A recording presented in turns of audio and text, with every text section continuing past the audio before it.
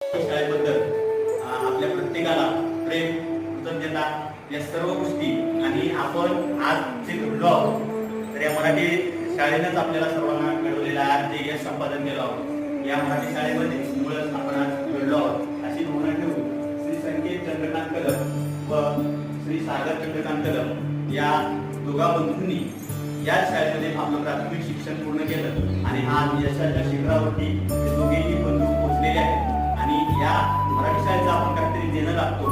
या पद्धतीनं त्यांनी आज आपल्या शाळेतील सर्व विद्यार्थ्यांना त्यांच्याप्रमाणे किंवा